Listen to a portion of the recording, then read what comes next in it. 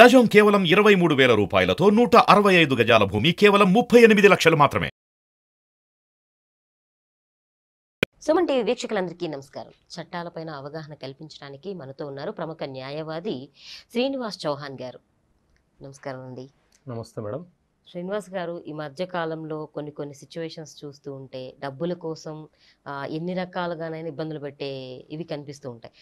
అయితే అప్పు తీసుకున్న వాళ్ళకి అప్పు తిరిగి రావాలంటే వాళ్ళు చట్ట ప్రకారం ఏమైనా చర్యలు తీసుకోవచ్చా? అంటే కొంతమంది ప్రామిసరీ నోట్స్ ఇవ్వస్తూ, లేదంటే కొంతమంది ఏంటంటే చెక్స్ ఇస్తుంటారు, లేదంటే ఆన్లైన్ ట్రాన్సాక్షన్స్ అని రకరకాలుగా ఇస్తూ ఉంటారు. కానీ రిటర్న్ రాబట్టుకోవడానికి వాళ్ళకు కొంత సమస్యలు ఎదురయ్యే అవకాశం ఉంటుంది. ఆ అప్పు రిటర్న్ తీసుకోవాలి, వాళ్ళ డబ్బులు వాళ్ళు తీసుకొచ్చుకోవాలి అంటే ఇచ్చిన వాళ్ళ దగ్గర నుంచి చట్ట ప్రకారం ఏ విధంగా ప్రొసీడ్ అవ్వాలో తెలియజేస్తారా? మన నిత్య జీవితంలో ప్రతి చర్య, ప్రతి ట్రాన్సాక్షన్ కూడా చట్టపరమైనది. అందుకే చట్టం గురించి తెలుసుకోవాలి మనం. ఇచ్చిన అప్పు తిరిగి రాకపోతే మనం ఏం చేయాలి అనేది మీ ప్రశ్న. అవునండి. అయితే ఇద్దరు వ్యక్తుల మధ్య డబ్బుకు సంబంధించిన ట్రాన్సాక్షన్ 2-3 రకాలుగా జరుగుతుంది. అవసరం ఉన్న వ్యక్తి డబ్బు తీసుకుంటాడు, ఇచ్చే వ్యక్తి తీసుకున్న వ్యక్తి నుంచి ఒక ప్రామిసరీ నోటు అనేది రాసుకుంటాడు. ప్రామిసరీ నోట్ అంటే ఏంటి అనంటే తను ప్రామిస్ చేస్తూ రాసిస్తున్నటువంటి ఆజ్ఞాపత్రము అని అంటాం లీగల్గా మనం. అంటే పలానా వ్యక్తి దగ్గర నుంచి నేను డబ్బులు తీసుకున్నాను, ఆ తీసుకున్న డబ్బుకు ఇంత ఇంట్రెస్ట్ 3%, 6%, ఆ ఇంట్రెస్ట్తో ఇన్ని రోజుల లోపు 6 months, 1 year ఆ లోపు నేను తిరిగి చెల్లించడానికి సిద్ధమై ఉన్నాను, తిరిగి చెల్లిస్తాను అని చెప్పి రాసి ఇచ్చే పత్రాన్ని ప్రామిసరీ నోటు అని అంటాం. 95% సామాన్య సాధారణ ప్రజలంతా కూడా ఈ ప్రామిసరీ నోటుని ఆధారంగా చేసుకొని అప్పు ఇవ్వడము, అప్పు తీసుకోవడం అనేది జరుగుతూ ఉంది. ఈ ప్రామిసరీ నోటు రాసుకునేటప్పుడు కూడా మనకు ఇద్దరు సాక్షులు చాలా అవసరము. అయితే అప్పు ఇచ్చే వ్యక్తి తెలుసుకోవాల్సిన అంశం ఏంటి అనంటే ఎంత నమ్మకమైనటువంటి వ్యక్తికి అప్పు ఇచ్చినా కూడా, ప్రామిసరీ నోటు రాసుకున్నా కూడా ఆ ప్రామిసరీ నోటుకి 3 సంవత్సరాల కాల పరిమితి మాత్రమే ఉంటుందన్న విషయం గుర్తుపెట్టుకోవాలి. ఓన్లీ టైం పీరియడ్ ఉంటుంది. మీరు ఏ రోజు ప్రామిసరీ నోటు రాసుకున్నారో ఆ రోజు నుంచి 3 సంవత్సరాల లోపు మీ అప్పుని ఇంట్రెస్ట్తో సహా తిరిగి రాబట్టుకోవాలి. లేకపోతే ఆ ప్రామిసరీ నోటు వ్యాలిడిటీని కోల్పోతుంది. ఆ తర్వాత మీరు కోర్టులో మనీ రికవరీ సూట్ కూడా వేసుకునే అవకాశాన్ని కోల్పోతారు. ఓకే.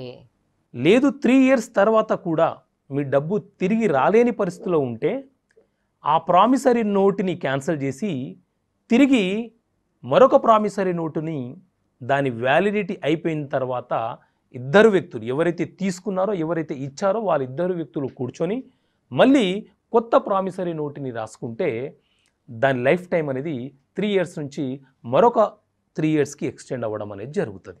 ఓకే. ఈ రకంగా మనము ప్రామిసరీ నోటు రాసుకొని అప్పు ఇవ్వడం, తీసుకోవడం జరుగుతుంది. కొంతమంది వ్యక్తులు ఏం చేస్తారు అని అంటే ప్రామిసరీ నోటు రాసిన తర్వాత కూడా తిరిగి అప్పిచ్చిన వ్యక్తి తీసుకున్న వ్యక్తి దగ్గరికి వెళ్ళి అప్పు ఇవ్వమని అడిగితే వాళ్ళు సతాయించి ఒక చెక్ ఇస్తారు. చెక్ ఇస్తున్నాను, పలానా డేట్ నాడు వెళ్ళి బ్యాంక్లో వేసుకో, నీ డబ్బులు నీకు వచ్చేస్తాయని. తీరా మనము ఆ చెక్ తీసుకెళ్ళి ఆ డేట్ నాడు బ్యాంక్లో వేస్తే ఇన్సఫిషియంట్ ఫండ్ కిందికి వచ్చేస్తుంది. ఇక్కడ అప్పు తీసుకున్న వ్యక్తి ఒక క్రిమినల్ కేసులో ఇరుక్కుంటాడు. అప్పు తీసుకున్న వ్యక్తి చెక్ ఇచ్చాడు, కానీ అతని బ్యాలెన్స్ మాత్రం మెయింటైన్ చేయట్లేదు అకౌంట్లో. అంటే తాత్కాలికంగా అతని దగ్గర నుంచి, అతని అప్పు సమస్య నుంచి తప్పించుకోవడానికి చెక్ ఇచ్చాడు అనుకోండి. అప్పుడు ఏమవుతుంది అని అంటే ఇదొక సివిల్ లక్షణాలు కలిగినటువంటి క్రిమినల్ కేసు కిందికి వచ్చేస్తుంది అన్నమాట. ఓకే. అంటే నెగోషియబుల్ ఇన్స్ట్రుమెంట్ యాక్ట్ ప్రకారము దీన్ని ఎన్ఐ యాక్ట్ అని అంటాం మనం. నెగోషియబుల్ ఇన్స్ట్రుమెంట్ యాక్ట్ ప్రకారము చెక్ బౌన్స్ చేసి ఆ చెక్ బౌన్స్ని క్రిమినల్ కేసుగా పిలుస్తాము, కానీ సివిల్ లక్షణాలను కలిగి ఉంటుంది ఆ కేసు. చెక్ బౌన్స్ అంటే, చెక్ బౌన్స్ చేయడం అంటే ఏంటి అని అంటే, అతను చెక్ ఇచ్చాడు అనుకోండి, ఆ చెక్ తీసుకెళ్ళి మనకు ఏ బ్యాంక్లో అయితే అకౌంట్ ఉందో ఆ బ్యాంక్లో ఆ చెక్ మనం డిపాజిట్ చేస్తాం. అతని అకౌంట్లో ఇన్సఫిషియంట్ ఫండ్ అని చెప్పి బ్యాంక్ వాళ్ళు మనకు ఒక రిటర్న్ మెమో ఇస్తాడు. అప్పుడు అప్పు ఇచ్చిన వ్యక్తి ఏం చేయాలి అని అంటే, నువ్వు ఇచ్చిన చెక్ వ్యాలిడిటీ లేదు, అందులో డబ్బులు లేవు, ఇన్సఫిషియంట్ ఫండ్గా రిటర్న్ మెమో బ్యాంక్ వాళ్ళు ఇవ్వడం జరిగింది, కాబట్టి మీరు తీసుకున్న డబ్బుని ఇంట్రెస్ట్తో సహా పే చేయండి అని చెప్పి ఒక అడ్వకేట్ ద్వారా ఒక లీగల్ నోటీస్ని పంపించడం జరుగుతుంది. ఒక 15 days టైం ఇస్తారు అతనికి. ఆ 15 days లోపు కూడా అతను అమౌంట్ పేమెంట్ చేయకపోతే అప్పుడు ఇతను ఏం చేస్తాడంటే చెక్ బౌన్స్ కేసు కిందకి కోర్టులో ఓ కేసు ఫైల్ చేస్తాడు, ప్రైవేట్ కేసు ఫైల్ చేస్తాడు. Under the negotiable instrument act 138 section కింద ఫైల్ చేస్తాడు. అప్పుడు ఇక్కడ ఏమవుతుంది అని అంటే, ఈ చెక్ బౌన్స్ కేసులో ఏమవుతుంది అని అంటే, ఎవరైతే అప్పు తీసుకున్నాడో అతని మీద ఓ కేసు బుక్ అవుతుంది, కానీ ఎఫ్ఐఆర్ కాదు. ఎందుకంటే ఇది ప్రైవేట్ కేసు. చెక్ బౌన్స్ వేసిన వ్యక్తి కోర్టుకు రావాలి, ఎవరి మీద అయితే కేసు వేసామో అతను కూడా కోర్టుకు రావాలి. ఓకే, అంటే పోలీస్ స్టేషన్ సంబంధం లేదు. అంటే సివిల్ లక్షణాలను కలిగి ఉంది, కానీ క్రిమినల్ కేసు. వీళ్ళిద్దరూ కూడా అంటే నేను అప్పిచ్చాను అని నిరూపించుకునే అవకాశం మనకుంటుంది, నేను అప్పు తీసుకున్నానా లేదా చెక్ ఎందుకు ఇచ్చాను అని చెప్పే బాధ్యత అతనికి ఉంటుంది.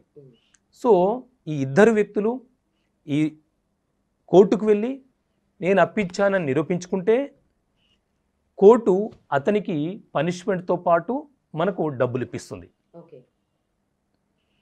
ఒకవేళ అతను చెక్ కావాలని ఉద్దేశపూర్వకంగా ఇచ్చి డబ్బు ఇవ్వకుండా చేయడానికి, ఇలా తప్పించుకోవడానికి ప్రయత్నాలు చేస్తున్నాడు అని కోర్టు భావిస్తే అతనికి శిక్ష విధిస్తుంది, ప్లస్ మనకు మన డబ్బులు ఇప్పిస్తుంది. ఈ రకంగా చెక్ బౌన్స్ కేసు ఉంటుంది. ఇంకొక సందేహం అండి, ఇప్పుడు కొంతమంది ఏంటంటే ప్రామిసరీ నోట్లు లేకుండా, చెక్ ఇవ్వకుండా మామూలుగా ట్రాన్స్ఫర్ చేస్తుంటారు. అది బ్యాంకు నుంచి కావచ్చు, లేదంటే ఆన్లైన్ నుంచి కావచ్చు, లేదా చేయబదులుగా కూడా కొంతమంది తీసుకుంటారు. ఇంత ఇస్తామని నమ్మకంతో తీసుకునే వాళ్ళు, ఇచ్చేవాళ్ళు ఉంటున్నారు.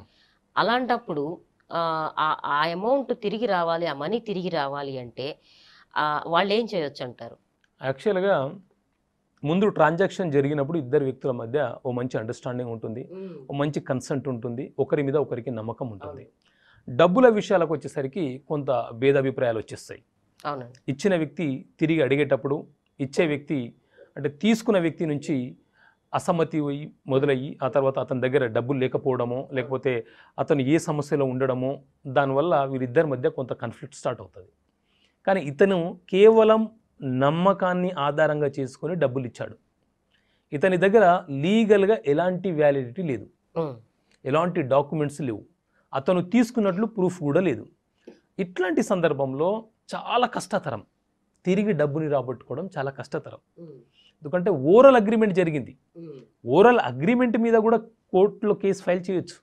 కానీ మనం కేసు గెలవడానికి కొన్ని ఎవిడెన్సెస్ అవసరం. ఆ ఓరల్ అగ్రిమెంట్ జరిగినప్పుడు ఎవరైనా విట్నెస్లుగా ఉన్నారా, దానికి సంబంధించి ఆ సంఘటన ఎప్పుడు జరిగింది ఏంటి అని వాటిని మనము ప్రూవ్ చేసుకోగలిగితే తిరిగి అతని దగ్గర నుంచి డబ్బులు రాబట్టుకోవచ్చు, అతని ఆస్తిని అటాచ్మెంట్ చేయించుకోవచ్చు. కోర్టుకు అనేక రకాలుగా విచక్షణ అధికారాలు ఉంటాయి. సో ఈ ఓరల్ అగ్రిమెంట్ కంటే కూడా ఎవరైనా అప్పిచ్చేటప్పుడు, అప్పు తీసుకునేటప్పుడు ఒక లీగల్ డీడ్, ఒక ప్రామిసరీ నోటో లేకపోతే మార్టిగేజ్ రూపంలో కూడా అప్పులు ఇస్తున్నారు. అవునండి. అంటే వాళ్ళ ప్రాపర్టీకి సంబంధించిన డాక్యుమెంట్స్ని మన దగ్గర పెట్టుకొని ఒక మార్టిగేజ్ డీడ్ చేసుకొని వాళ్ళకు మనము అప్పివ్వచ్చు.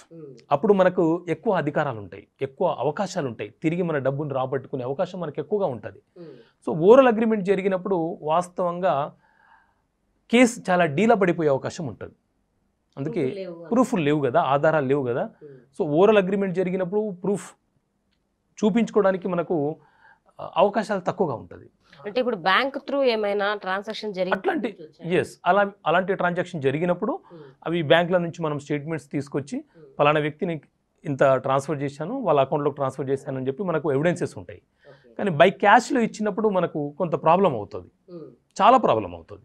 ఎందుకంటే అసలు ఇచ్చారా లేదా అనేది ప్రూఫ్ ఉండదు కాబట్టి. అది థర్డ్ పర్సన్ ఎవరైనా విట్నెస్గా ఉన్నా కూడా వాళ్ళు చెప్పడానికి సిద్ధమై ఉండకపోవచ్చు. ఎందుకంటే కుటుంబ సభ్యులకు సంబంధించిన వ్యక్తులైతే మాకెందుకు వచ్చిన వివాదము అని తప్పించుకునే ప్రయత్నం చేస్తుంటారు. కాబట్టి బ్యాంక్ ట్రాన్సాక్షన్ జరిగినప్పుడు మాత్రం కొంత విట్నెస్ అనేది మనకు స్టేట్మెంట్ రూపంలో ఉంటుంది, మన డబ్బుని మనం తిరిగి రాబట్టుకునే అవకాశం మాత్రం ఉంటుంది.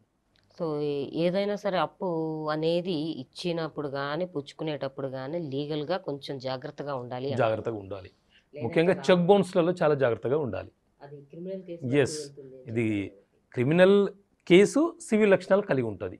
ఈ అంశం గుర్తుపెట్టుకోవాలి. ఎందుకంటే ఈ మధ్యన చాలామంది చెక్లని ఇచ్చేసి ఆ తర్వాత కొంత ట్రాన్సాక్షన్ చేయడము, ఏదైనా అగ్రిమెంట్ చేసుకోవడము లాంటివి చేస్తున్నారు. ఈ హైదరాబాద్ ఏరియాలో కేవలం చెక్స్ని ఇచ్చి అపార్ట్మెంట్లలో ఫ్లాట్లు తీసుకున్న వాళ్ళు చాలామంది ఉన్నారు. తర్వాత ఆ ఫ్లాట్ ఓనర్స్ చెక్ బౌన్స్ వేసి కోట్ల చుట్టూ తిరుగుతున్న వాళ్ళు ఉన్నారు. సో చెక్ అనేది కొంత తీసుకునేటప్పుడు జాగ్రత్తగా ఉండాలి, ఇచ్చేటప్పుడు కూడా అతని మీద క్రిమినల్ కేసు అవుతుందన్న స్పృహ అతనికి ఉండాలి. ఇవన్నీ కూడా చాలా జాగ్రత్తగా ఉండాలి మనీ విషయాల్లో మాత్రం. ఇష్యూస్. థ్యాంక్ యూ అండి, థ్యాంక్ యూ సో మచ్ అండి. ఇదండి అప్పుకు సంబంధించి ఎవరైనా సరే ఇచ్చేటప్పుడు కానీ పుచ్చుకునేటప్పుడు కానీ ఖచ్చితంగా ఎవిడెన్సెస్ ఉంచుకోవాలని, అది లీగల్గా కూడా ప్రొసీడ్ అవ్వడం మంచిదని చెప్పి మనకి శ్రీనివాస్ చౌహాన్ గారు తెలియజేశారు. ఈ వీడియో కూడా మీకు నచ్చుతుందని ఆశిస్తూ మళ్ళీ లీగల్కి సంబంధించిన అంశాలతో ఉన్న వీడియోలతో మీ ముందుంటాను. నమస్తే.